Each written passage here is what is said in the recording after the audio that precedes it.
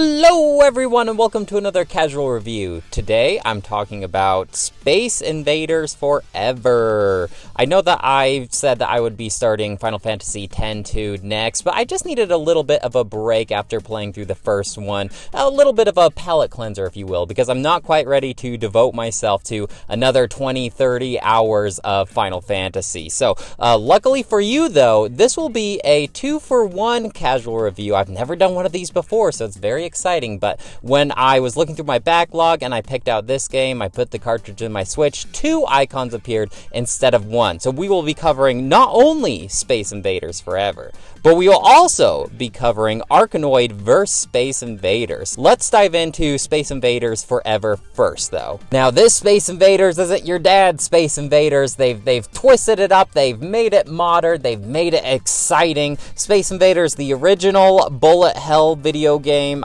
I don't know if it's the original one. Did Space Invaders or Asteroids or this is all way before my time, so I apologize. But there are 2 different modes when you first get into the menu here. The first is Space Invaders Extreme, and this is mainly played through an arcade mode. So you're going down these 5 different levels, and depending on how well you perform on each level is depending on how far down in the difficulty of the tree you can go. It's kind of complicated without like really seeing the tree. So you're going to be starting out in World 1A, no matter what you start out as in the arcade mode, but depending on how well your rank is at the end of World 1A, you have your choice between World 2A or 2B. If you performed really good, like got a rank B or A, you'd be able to go to rank 2B. But if you got anything less than that, like I think a rank C and below, you can only play World 2A. I hope I'm explaining that correctly. Once you have played the world, you are able to replay any of these levels in free play mode, however, if you really enjoyed that level. So there's not much you can do in terms of modernizing and really making Space Invaders exciting. You know, it's just an old arcade game, and unless you grew up playing those arcade machines, it might not seem that exciting to you. But they did a lot here to really make it like flashy and fun. The thing that really stuck out to me is the music. And it's not necessarily because like the background music is amazing or anything like that, but as you are playing, you are kind of orchestrating your own sounds and mixes to this music. So one, your ship fires to the beat of the song, and I didn't find this too distracting, although it wasn't like a continuous monotonous beat, so you might get a little frustrated if you are really planning your gun to shoot at a certain time and it doesn't. I didn't really notice that issue though. So your gun is shooting to the beat of the song, and when it is hitting these invaders, they are making their own little music as well, and each invader kind of makes his own different sound. So if it has a shield, maybe it might make a ting instead of a pew, you know. You're like orchestrating your own song to the beat of the background music, which I thought was kind of fun, really original in that way. The background itself is very seizure inducing. There's a lot of neon lights, a lot of colors being vomited into your eyes. It's something to behold. There are also some additional things in terms of the Space Invaders gameplay where if you shoot certain UFOs, you know, the like little ships that fly above the Space Invaders, if you manage to get a hold of some of those, they will give you certain bonuses and boosts. There are some power-ups that you can get as well, just things like make your shots into bombs, or you can shoot a giant laser, and you can hold on to this power-up until you get in front of one of the invaders, so you can kind of save it. There's a little bit of strategy there, and sometimes you get one of these colorful UFOs, and you'll have this little roulette wheel depending on like what kind of power-up you want. Sometimes it's something boring like extra bonus points. Other times it's kind of cool because it's like a bonus life, or you know, you might get into this bonus round. And the bonus rounds just kind of take you away from the main gameplay and give you this short little challenge, like shoot 5 of these white UFOs, but they're surrounded by a bunch of like colorful invaders, kind of like acting as a barrier. So if you manage to achieve the quick little objective, then you get a super powerful bonus called a fever mode, where you're just shooting super fast and rainbows are flying everywhere. It's really exciting. At the end of each level, you also encounter a unique boss, and these this can actually be pretty challenging.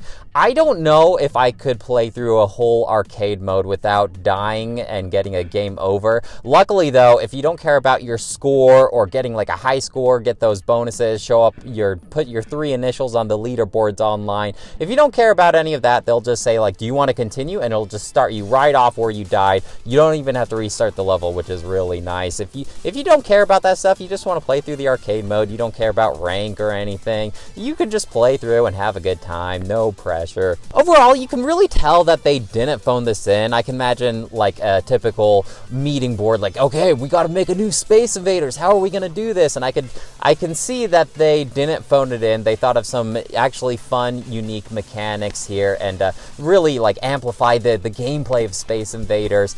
Is it something that I think is like game of the year amazing? No, but like as far as Space Invaders goes, this is probably the best version of it I've ever played. Like it's still pretty enjoyable and a fresh take on an old classic. So I think I will give this game a 3 out of 5. I have no idea how you would get a better score than that if you are making a Space Invaders game, though. There's also a second mode in this Space Invaders Forever icon. I didn't play too much of it, but it is called Space Invaders Gigs Max 4SE.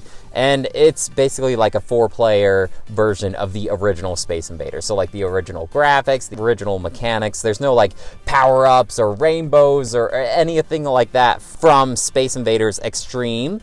But it's just like if you got 4 guys, like really old boomers who are all about playing Space Invaders on arcade machines back in the day, now you can play it 4-player. So I did try playing it single player, and it doesn't scale down to 1 player, so it's pretty much impossible to eliminate all of the invaders before they reach the ground. So it's just kind of a wash for me there. Now, I did mention a second casual review here, so let's get right into Arkanoid vs. Space Invaders. I had no idea this was being bundled in with the game. Looking back on the back of the game case, though, it's just kind of like this small banner, like inclusion, Arkanoid vs. Space Invaders. So I checked it out, and right off the bat, they have you rotate the Switch vertically and use the touchpad to play. And I believe this is called Tate mode. So that's kind of interesting. I've never played a game that has you rotate the Switch vertically, kind of like a cell phone. So I did have a sneaking suspicion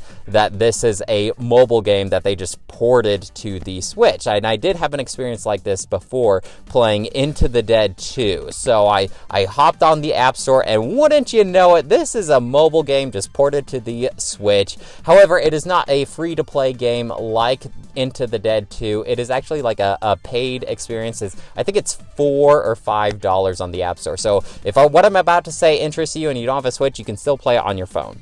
Also, I want to say that I feel like this game was developed first and foremost for mobile devices. This feels really awkward to play on a OLED Switch like this, like a big old Switch. It felt a little bit better once I took off the Joy-Cons and just kind of used it like a small tablet, but still it felt clunky, and I don't know. I just feel like this game was developed for mobile games, because putting aside the whole like trying to nickel and dime you every opportunity that they can, and I didn't notice that here. I don't know if it does that on the mobile version of this game, but mobile games are more meant to be played like in quick, short bursts. Like you do one level while you're going to the bathroom or something, and then you put your phone away and go about your business. These types of games aren't necessarily meant to be played more than like half an hour.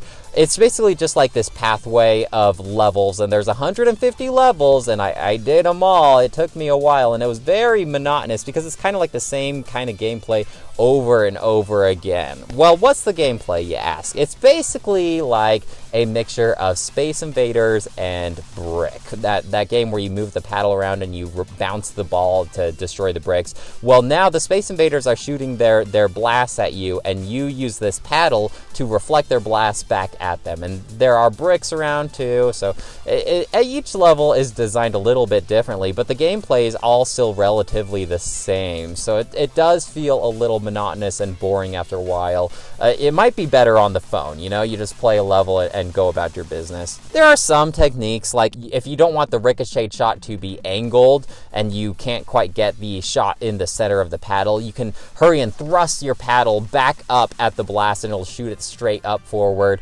There's also like different characters that have different power-ups. Like one will shoot little blasts straight ahead. One will make it so the bullets ricochet even quicker back at the enemies. One will make it so it adds extra enemies to shoot at you, so that will give you like some more ammunition to shoot back at the enemy.